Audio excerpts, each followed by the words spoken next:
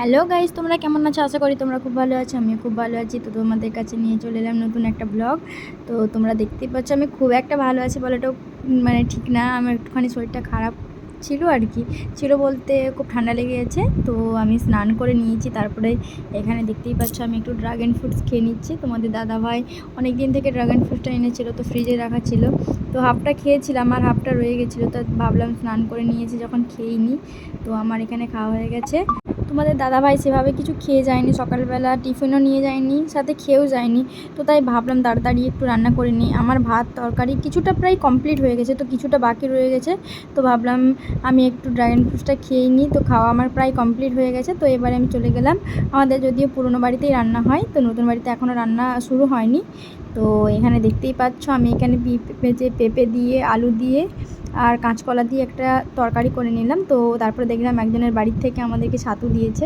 তো এখানে আমি ছাতু ভাজাটাও করে নিলাম, আর সাথে আমার তরকারিটাও হয়ে গেছে। তো আমার রান্না প্রায় কমপ্লিট। তো তোমাদের দাদাভাইও এবার আসবে, ও খেয়ে যাবে।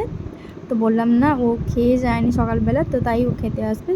তার থেকেও বড় কথা, খাওয়ার থেকে তো তোমাদের দাদাভাই চাইলে বাইরে খেয়ে নেবে। তো আমার শরীরটা সেভাবে মানে ভালো নেই, বললাম তো ফার্স্টেই যে আমার খুব ঠান্ডা লেগে গেছে। তো ও বলছে যে তোমাকেও দেখে আসা হবে, সাথে খাওয়াও হয়ে যাবে। তো তুমি তাহলে রান্না করে নাও, আমি তাহলে যাচ্ছি। তো দেখতে পাচ্ছ আমার এখানে ছাতু ভাজা হয়ে গেছে। তো আমি ছাতু ভাজাটাই খেতে বেশি পছন্দ করি, তো তাই আমি ছাতু ভাজাই করছি। তারপর তোমাদের দাদাভাই এলে একসাথে দুজনে মিলে খাবো। তারপর এখানে আমি ফ্রিজ থেকে একটু ওই খেজুর বার করে রাখছি, কারণ আমি একদম ডাইরেক্ট ফ্রিজ থেকে বের করে সেভাবে কোনো জিনিস খাই না, একটুখানি রেখে ঠান্ডা করে খাই। তো আমি এখানে বের করে নিচ্ছি বিকেলবেলা খাবো বলে। আর তোমাদের দাদাভাই ফ্রিজে এলে প্রত্যেক দিন আগে দেখবে যে আমি ঠিকভাবে রুটিনভাবে খেয়েছি কি না। তো যদি না খাই তো ও খুব ঝামেলা করে, তাই জন্য আমাকে মানে মনে করে খেতে হয় আর কি সব কিছু।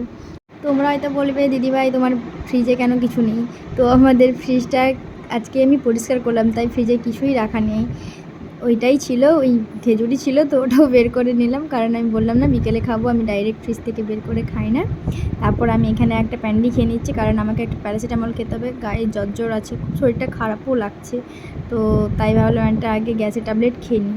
তো তোমাদের দাদাভাইও আসবে, তারপর দুজনে মিলে একসাথে খাবো। তো চলো টাটা বাই বাই, সবাই সুস্থ থেকো, ভালো থেকো, আমার চ্যানেলটিকে সাবস্ক্রাইব করে দিও।